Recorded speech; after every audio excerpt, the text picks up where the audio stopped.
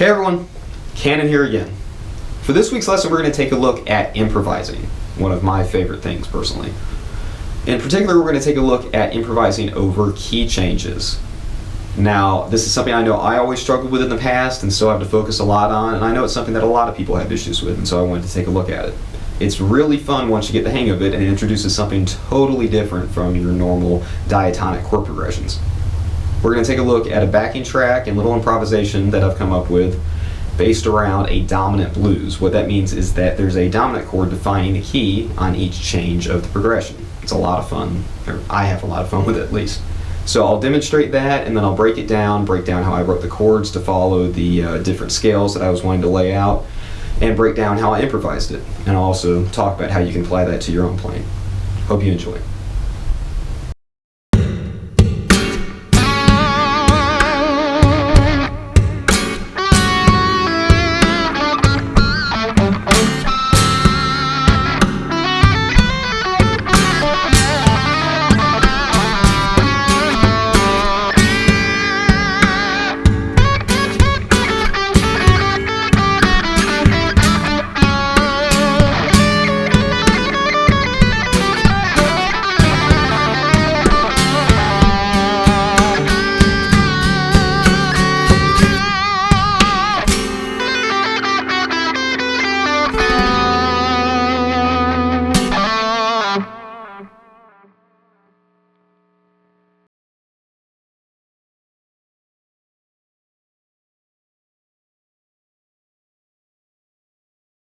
Okay, so first things first that I should touch on. The main thing I focused on with this particular piece was moving through the different keys and scales without majorly altering my hand position. Pretty much everything I played in that lead part, if you noticed, was between around fret 5 and fret 10, small enough to reach in one stretch there. I think that gives things a smoother sound when you're not having to make these big interval jumps from the A position to D to E to D and back again. Instead, just having these tiny little subtle changes, but still in the same area of the fretboard. I think it just kind of makes things sound smoother and like they lead into each other more. And you really have to be much more conscious of the chords and the notes that you're emphasizing, because you can't rely so much on using one set of shapes or sequences or licks or any of that stuff. You can't really just focus on having one way you play it and moving it around like you can with the positional playing. When you're just sticking to one position, you have to be very, very conscious of what scale you're playing. Just to play real fast through the different scales in this 5th fret position. A Mixolydian. D Mixolydian, E Mixolydian, and A Dorian, which you might notice is the exact same thing as D Mixolydian.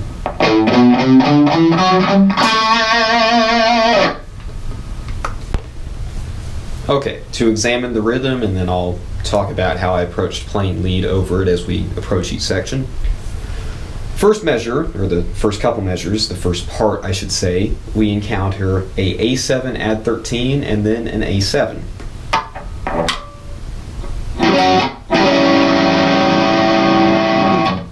So we're emphasizing the 13,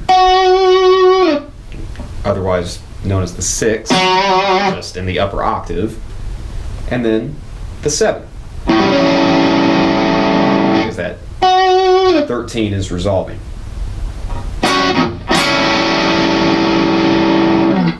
Now, when playing over this, and when playing all the chords for that matter, I really try to emphasize the 3rd and 7th, as those are the tones that really let you know what's going on with the chord, and they're a little bit more flavorful than just playing the root or the 5th. Now, that was the A Mixolydian section. We're on to the D Mixolydian section with the change to the D7. This starts off very simple with just a regular old D dominant 7. And then on the change, I play an D6 add 9, then back to just a D9. So it goes. It's that little bit of.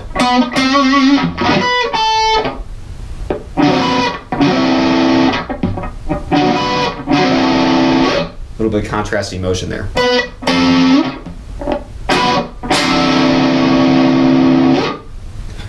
Now, when you find chords in these kinds of progressions that are big and extended out like what I've done, you can approach it a couple different ways. You can either emphasize the extensions, so really focusing on that 9 and that 6, or you can emphasize the main tones. That's probably seems like a self-explanatory thing, but it depends on what kind of feel you're going for.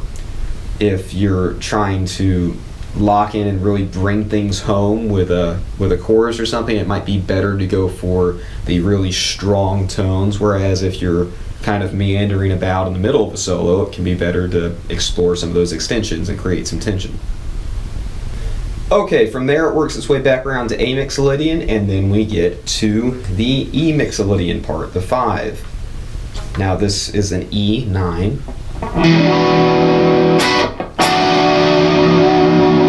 And then we come down to the 4, so we're changing back down to D Mixolydian again. So we have another D6, add 9, and a D9.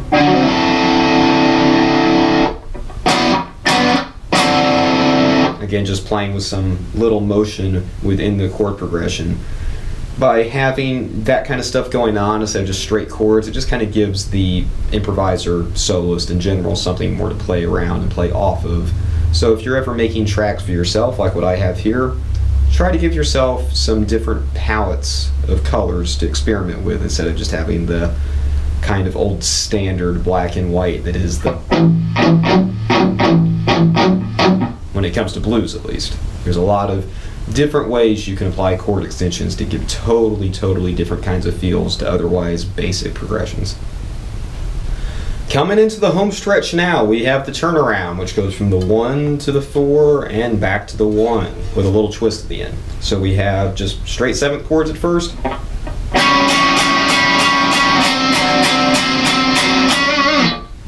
But then at the end, we shift the tonality from Mixolydian to Dorian with a minor 7 add 13.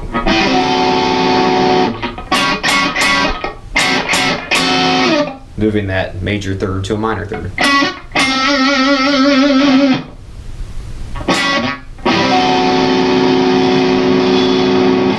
That little shift in mood at the end is just kind of something I threw in there for fun, and it gives a suspenseful end to a piece when you do something like that. Shift the very final chord into something tense and darker sounding.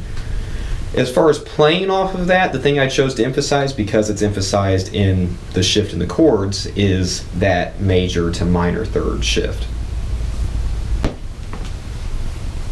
Now, when it comes to approaching improvising over this stuff, if you're not comfortable with modal playing or scalar playing or shifting keys or any of that stuff, approach it very slow. If you have to play it half as fast as I am and just doing quarter notes, do that. What you want to do is familiarize yourself with the sounds of the key and the scale that you're playing. You want to familiarize yourself with how certain notes sound against the chord, which notes you want to hold and which notes it's better to just kind of move past in passing. One thing you probably noticed, or might not have, is that I played off of the flat 5 a lot in the various changes. That's something that's very associated with blues. And it's not a note that you would necessarily want to hold unless the chord was emphasizing a flat 5 instead of a standard 5. Another good way to practice this stuff and just kind of prepare yourself for unfamiliar key changes, chord changes, that kind of stuff, is to play through the changes just straight up and down the scales with a metronome as slow as you need to, so that you can seamlessly move through those changes. You want to really familiarize yourself not just with the patterns you're playing, but with what the root and the 3rd and the 5th and the 7th are in each of those patterns. If you're playing in a particular position, but you're phrasing it like it's in a different mode than how you want to phrase it, then it's not going to have the desired effect. If you're emphasizing notes that aren't necessarily best to be emphasized, then it kind of muddles the effect of playing in the different modes. Now, for all we've talked about changes, one thing that can be helpful is finding constants. What I mean by that is finding the notes that you can get away with holding as the chords change through different keys. That'll allow you to kind of have these moments where you seem to glue everything together by holding a note that's common between the two different chords. Well, that just about wraps up this week's lesson on improvising over chord changes and key changes. I hope I was able to give you some insight in how to approach practicing it and how to approach applying it. And as always, I hope you had fun. Thanks again.